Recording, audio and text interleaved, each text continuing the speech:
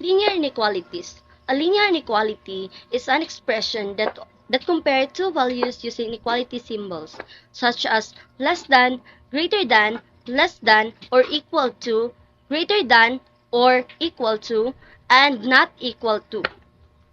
There are generally two types of linear inequalities that are linear inequalities in one variable and linear inequalities in two variables. Linear inequalities in one variables. The linear inequalities which deals with only one variable are called linear inequalities with one variable. For example, x is greater than 5. Linear inequalities in two variables. So the linear inequalities which deals with two variables are called linear inequalities with two variables. For example, x minus y is greater than 5 and x plus y is greater than 4. This is also called a system of linear inequalities. Duality. Linear inequalities are ubiquitous in today's world. So when you say ubiquitous, it means existing in today's world. And they are used in various fields to model real-life situations. One example is in economics, where linear inequalities are used to represent constraints on the resources available. For instance, a company producing goods has a limited budget for advertising and production, and the company needs to make sure that it stays within the budget. The constraints on the budget can be modeled using linear inequalities, and the company can use algebraic methods to find the optimal solution. Similarly, linear inequalities are used in transportation and logistics to represent constraints on the movement of goods and people. Application of linear inequalities in real life. In finance, linear inequalities are used to represent constraints on investment. In engineering and physics, linear inequalities are used to represent constraints on the physical world. In environmental science, linear inequalities are used to represent constraints on the use of resources. And in social science, linear inequalities are used to represent constraints on human behavior. Production of linear programming is a fascinating field of optimization that deals with maximizing or minimizing a linear objective function subject to a set of linear inequalities or equations. It has a wide range of practical applications from optimizing production schedules and transportation routes in financial portfolio management and even diet planning. So you might find it intriguing how these mathematical models can turn complex real-world problems into solvable equations, helping business and individuals make more efficient decisions. Imagine being able to determine the best possible outcome in a given scenario using just a few mathematical tools. In mathematics, linear programming is a method of optimizing operations with some constraints. The main objective of linear programming is to maximize or minimize the numerical value. It consists of linear functions, which are subjected to the constraints in the form of linear equations or in the form of inequalities. We have here one example. And after that, you can see how we're going to solve it. You can see the solution. System of nonlinear inequalities. A system of nonlinear inequalities, a system of two or more inequalities in two or more variables containing at least one inequality that is not linear. Graphing a system of nonlinear inequalities is a similar graphing of system of linear inequalities. Sensitivity analysis in linear. Sensitivity analysis or post-optimality analysis is used to determine how the optimal solution is affected by changes within specific ranges in the objective function coefficients, the right-hand side or RHS values. Sensitivity analysis is important to the manager who must operate in a dynamic environment with imprecise estimates of the coefficients. How does sensitivity analysis work? Sensitivity analysis is typically done by examining the values of the shadow prices and the allowable increase or decrease in the right-hand side of the constraints. Here's the example of sensitivity analysis.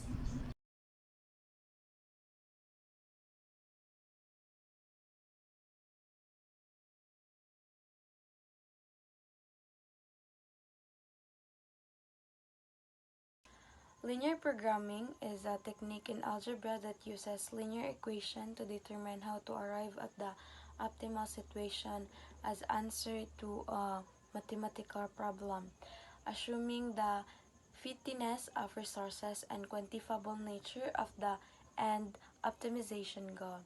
So I have an example here about the linear programming. So constraints have two variables which is the x and y, and objective function have a three variables which is the c, x, and y. So here are my example to the linear programming. Graphical solution method. I have one example. Maximize the profit function z is equal to 50x plus 18y. Subject the constraints 2x plus y less than to equal to 100, x plus y less than to equal to 80, x greater than to equal to 0, y greater than to equal to 0. For the inequalities, 2x plus y less than to equal to 100, x plus y less than to equal to 80. For corresponding equations is will be change the less than into equal. So 2x plus y is equal to 100, x plus y is equal to 80. So 2x divided by 100 is equal to 50, and y is equal to 0, so 0 divided by 100 is equal to 0. So x divided by 80 is equal to 80, y is divided by 80 is equal to 0. This is the graph.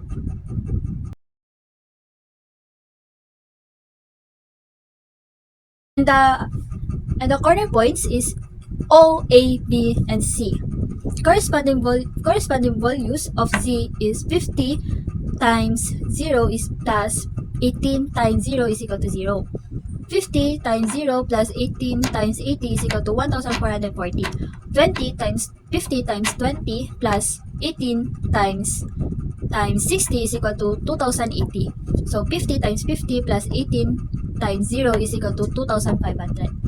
For optional solution, x is equal to 50 and y is equal to 0. Values of z's maximum at point C is 50 and 0. Duality in linear programming. So associated with every linear programming problem, there always exists another linear programming problem which is based upon the same data and having the same solution. So this property of linear programming problem is termed as duality in linear programming problem. So the original problem is called the primary problem and associated with the problem is called as dual problem. Any of this linear programming problem can be taken as primal, the primal, and other as dual. Therefore, these problems are simultaneously called as primal dual pair. So what is sensitivity analysis? Sensitivity analysis is the study of how a change in the parameters of a mathematical model affects the optimal solution. But in linear programming, sensitivity analysis can be performed graphically or computationally. The graphical method involves the drawing a line representing the changes in the objective function coefficient.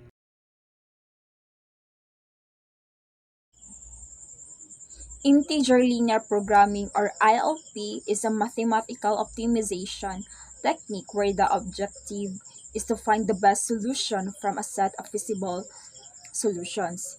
In LIP, the variables are required to take integer values, which is different from linear programming where variables can take any real value. Example, suppose we have the following problem. Maximize 3x plus 4y, subject to x plus y is less than or equal to 7. X plus 3y is less than or equal to 12. X, y are integers.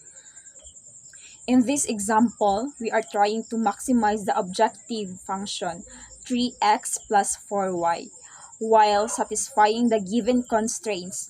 The variables x and y are required to take integer values. Solving this problem using ILP techniques would involve finding the integer values of x and y that optimize the objective function while satisfying the constraints. My assigned topic is all about applications of linear programming. Linear programming, it is the method determine an optimum program interdependent activities in view of available resources. When we say linear programming, a powerful mathematical technique finds diverse applications across various industries and disciplines. Linear implies that all relationships involved in a particular problem which can be solved by this method are linear. Programming refers to the process of determining particular problem or plan of action. Basic requirements of LP or linear programming. First, objective of function. Second, constraints of restrictions. Third, alternate courses of action. Fourth, non-negativity constraints.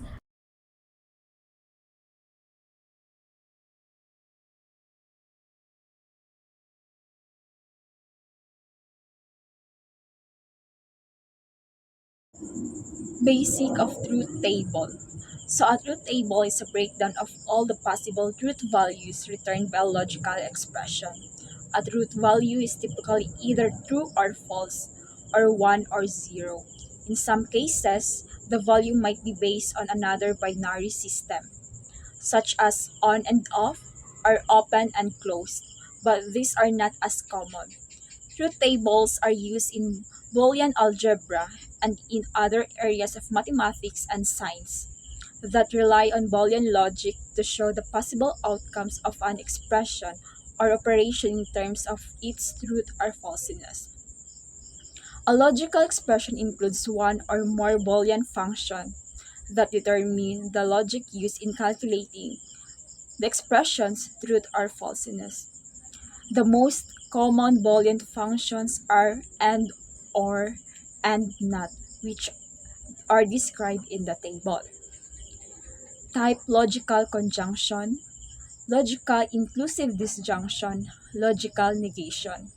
Logic evaluates the true if both statements are true. Evaluates the true if one or both statements are true.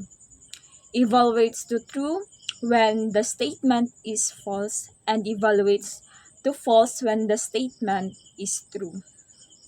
Symbols used to represent the functions and calculations. Ascending wedge, asterisk, and dot. Descending wedge, plus sign, and vertical bar. Dash with tail preceding statement, tilde preceding statement. So Boolean function can be used in any combination to define an expression's intended logic. The functions follow their own rules of precedence. The not function takes precedence over the other functions, which means it is evaluated first. The and function takes precedence over the or function. Parentheses can be used to override the rules of precedence to better control the expression's logic, as calculations within the parentheses are evaluated first. Consider the expression a and b. The expression used the and Boolean function to connect the variables a and b.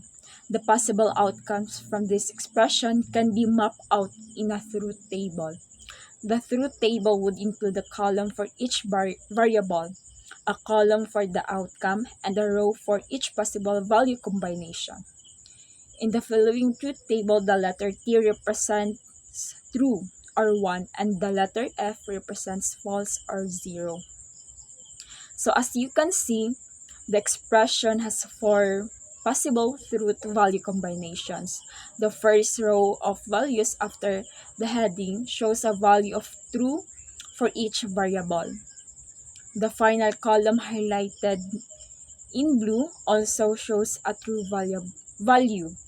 This means that the expression returns true when both variables are true. However, the subsequent rows indicate that the expression returns false for all other value combinations.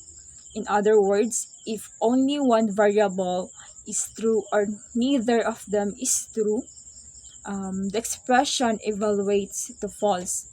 This is because the expression includes the AND operator, which states that both statements must be true for the expression to evaluate to true. Not surprisingly, changing the expression Boolean functions affects the results. For example, the expression A or B uses the OR function to connect the two variables. Although there are still only 4 possible value combinations, the results are much different, as shown in the following truth table. Now the expression evaluates to false only if both A and B are false.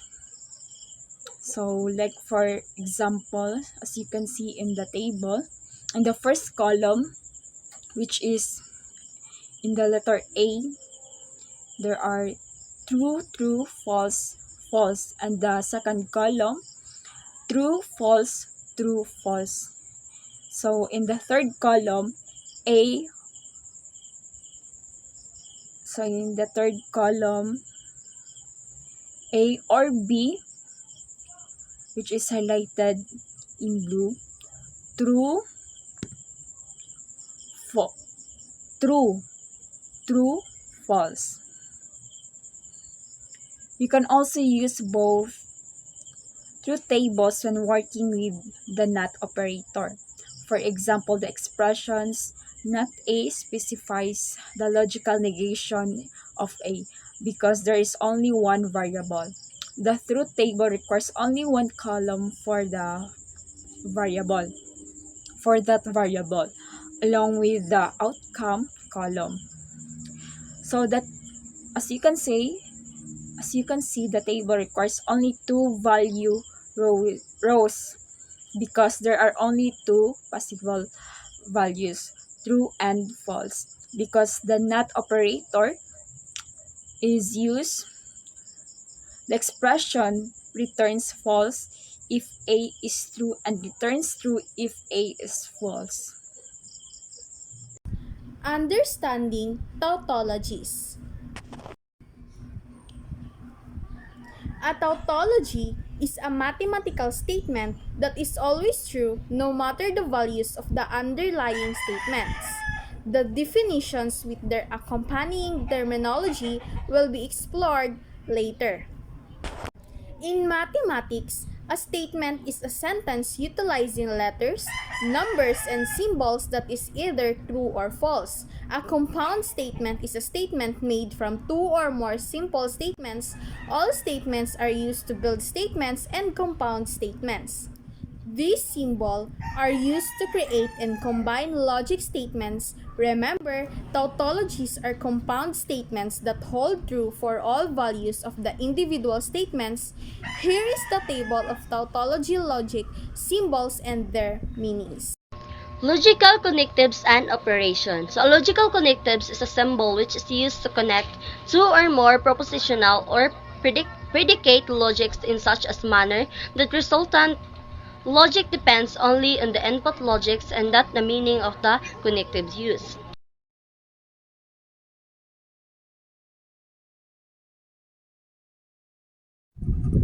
Conditional statement and their truth tables. First example is truth tables for the if-then statement. A truth table of P, Q, and P if then Q. Example, if you study 4 hours or more, you will score an A to the exam. And this is the table. Second example is not P, not Q, and not P if then not Q. And this is the example. Third example is A truth tables of P, Q, and Q not P. Mali. A truth tables of P, Q, and Q if then P, and this is the table. And the fourth example is not Q, not P, not Q, and not Q if then not P, and this is the table. So What is truth table? A truth table is a math table that helps you to figure out if a complex statement is true or false. In a truth table, each statement is usually represented by a letter or a variable like P, Q, or R. And each statement also has its own column in the table that lists all of the possible truth values. So we have here the steps on how to solve the truth table, and also we have here examples of it. Basics of conditional statements. So, conditional statements, often called if-then statements, are fundamental building blocks in logic, mathematics, and computer science. They allow us to express ideas and make decisions based on certain conditions. For example, in computer programming, a conditional statements might direct a program to execute a particular block of code only if a specific condition is met. In everyday reasoning, we use conditional statements to make sense of cause and effect, such as if it rains, then the ground will be wet. Understanding these statements can open up a world of logical reasoning and problem solving techniques, helping you to think more critically and systematically. Imagine being able to predict outcomes and make informed decisions based on given conditions. Analyzing the biconditional statement. The biconditional P if and only if Q is a two-way contract. It is equivalent to the statement P only if Q and P if Q. A biconditional statement P if and only if Q is true whenever the truth value of the hypothesis matches the truth value of the conclusion. Otherwise, it is false. Assume both of the following statements are true. P, the plumber fixed the leak, and Q, the homeowner paid the plumber $150. So, solution. Because P is true and Q is true, the statement is the plumber fixed the leak if and only if the homeowner paid them $150.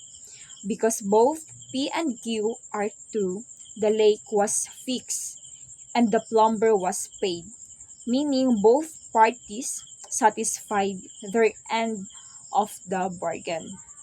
The biconditional statement is true as indicated by the truth table representing this case. True if and only if true is equal to true. Second, the plumber fixed the leak if and only if the homeowner did not pay them $150. If the plumber fixed the leak and the homeowner did not pay them, the homeowner will have broken their end of the contract. The biconditional statement is false as indicated by the truth table representing this case.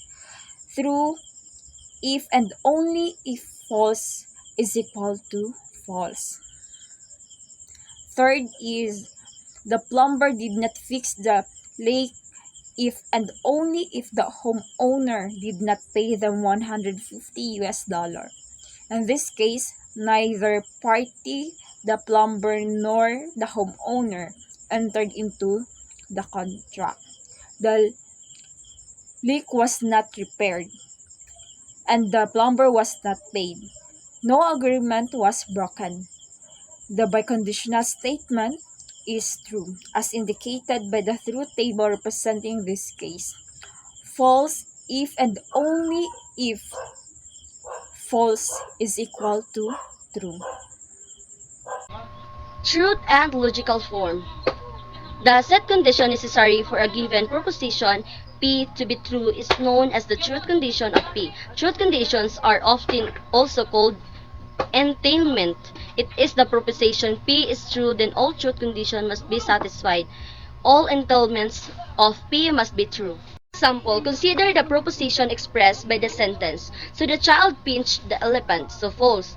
If nothing was done to any elephant, so false if the act upon any particular elephant by the child was not pinching. So some truth condition, something was done to an elephant, the elephant was pinched. Truth condition apply to proposition at sentence. Propositions are often expressed in sentence but needed be. So the man in yellow is blowing bubbles. A sentence may contain numerous prepositions, while itself being a proposition. So the child tickled the elephant, and the elephant ran away. So proposition number 1, the child tickled the elephant. So proposition number 2 is the elephant ran away. Proposition number 3 is the conjunction of proposition 1 and proposition 2. Converse, inverse, and contrapositive. We start with the conditional statement. If P, then Q. The converse of the conditional statement is if Q, then P. The contrapositive of the conditional statement is if not Q, then not P. The inverse of conditional statement is if not P, then not Q. Implications in mathematics and logic. In mathematics and logic, implications refer to the logical relationship between two statements where the truth of one statement leads to the truth of another statement. Implications are a fundamental concept in both disciplines and are denoted by symbols such as implies. The statement P in an implication P implies Q is called its hypothesis, premise, or antecedent, and Q the conclusion or consequence. There are several alternatives for saying P implies Q. The most common ones are P implies Q, P only if Q, Q if P, and Q provided that P.